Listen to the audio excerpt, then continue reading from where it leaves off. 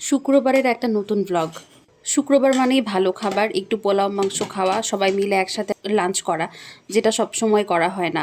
তো আমাদের মেনুতে ছিল পোলাও, গরুর মাংস, মুরগির মাংস আর সবজি। আর এই গরুর মাংস কালার দেখে বুঝতে পারছেন যে কতটা মজা হয়েছে। এই গরুর মাংসের রেসিপিটাই আজকে দেখাবো। আম্মু এই গরুর মাংসটা হাতে মেখে বসায়। তো মাংসটা আধা ঘন্টা আগে ম্যারিনেট করে আম্মু, সব রকমের মশলা দিয়ে ম্যারিনেট করে, হলুদ, মরিচ, লবণ, জিরা, আদা, রসুন আর অবশ্যই একটু সরিষার তেল দিয়ে দেয়। আর এখানে একটু গরুর মাংসের মশলা দিয়ে দিচ্ছে। আর এরপর দিয়ে দিল টক দই। টক দইটা ফ্যাটানো ছিল। আর এভাবে ভালো করে মেখে আধা ঘন্টা রেখে দিতে হয়। আর তাহলেই গরুর মাংসটা অনেক সফট হয় আর তাড়াতাড়ি সেদ্ধ হয়ে যায়। আর কষানোতে অনেকটা পরিমাণে পানি বের হয়ে আসে, যাতে অর্ধেক রান্নাটাই যেন শেষ হয়ে যায়। এভাবে বাটা মশলা দিয়ে মাংসটা ম্যারিনেট করলে মাংসটা খেতে অনেক মজা হয়। তো এখানে ম্যারিনেট করা হয়ে গেল। আর এইভাবে কিছুক্ষণ ঢেকে রেখে দিতে হবে আধা ঘন্টা। টক দই দিয়ে ম্যারিনেট করলে কিন্তু মাংসে হলুদ এবং মরিচের পরিমাণটা একটু বাড়িয়ে দিতে হয়। এখানে একটু কম লাগলেও পরে কষানোর সময় এটা অ্যাডজাস্ট করা যায়।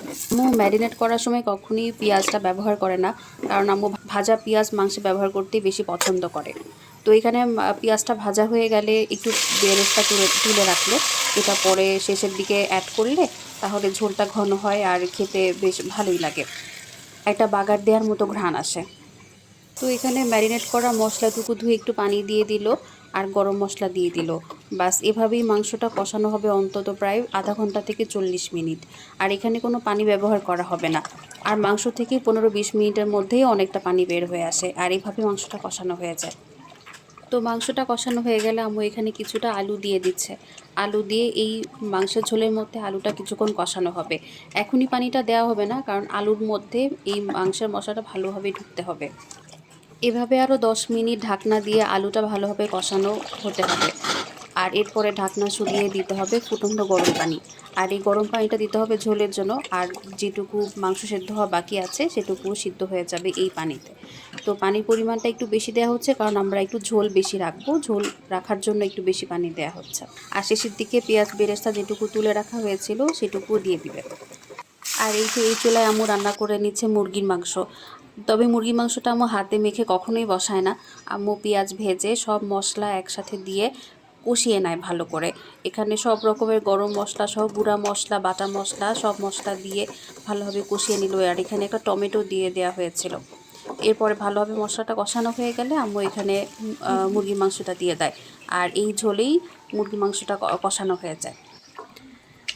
এখানে মশলাটা ভালোভাবে কষিয়ে নেওয়ার কারণে এখানে মশলাটা ভালোভাবে আগেই কষিয়ে নেওয়ার কারণে মাংসের কালারটাই অনেক সুন্দর আসে। আর এভাবে কষিয়ে রান্না করলে মাংসটা খেতেও অনেক বেশি ভালো লাগে।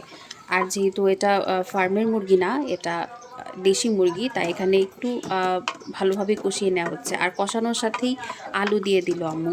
আর এগুলো নতুন আলু, এগুলো হতে বেশি সময় লাগে না। তো এই ফাঁকে আমি কিছু সবজি কেটে নিলাম। এখানে ব্রোকলি, কিছু চিচিঙ্গা, ফুলকপি, আলু, গাজর। আর এখানে একটা নতুন মরিচ এসছে, এটা তো হ্যালোপিনো নামে আমরা চিনি, কিন্তু এখানে এটাকে মিষ্টি মরিচ বলে বিক্রি করা হচ্ছিল। তো এই মরিচটা খেতে একদম হুবহু ক্যাপসিকামের মতো। আর এখানে সবজিটা খুবই সামান্য পরিমাণে মশলা, টমেটো দিয়ে একটু কষিয়ে নেওয়ার পরে এখানে হালকা সেদ্ধ করে রাখা সবজিটা দিয়ে নেড়ে চেড়ে আমরা তুলে ফেলবো। আর এভাবেই আমরা বাসায় শীতের সবজিটা রান্না করি। শুক্রবারে সচরাচর আমাদের বাসায় পোলাও হয় না, কিন্তু এবার আম্মু একটু পোলাও রান্না করে নিল। তো এখানে ঝরঝরে পোলাও রান্না করে নিল। আর শেষে দিয়ে দিল একটু ঘি আর একটু ছড়িয়ে দেবে চিনি। পোলাওটা এত ঝরঝরে হওয়ার কারণ হচ্ছে পোলাওতে যখন চালটা একটু ভালো করে ভাজা হয়ে যায় আর তারপর যখন গরম পানি দেওয়া হয় আর এর মধ্যে যদি 2 ফালি লেবুর রস দেওয়া হয়, তাহলে পোলাওটা অনেক ঝরঝরে হয়। তো এই ছিল আমাদের শুক্রবারে রান্না বান্না। কেমন লাগলো আমাদেরকে জানাবেন।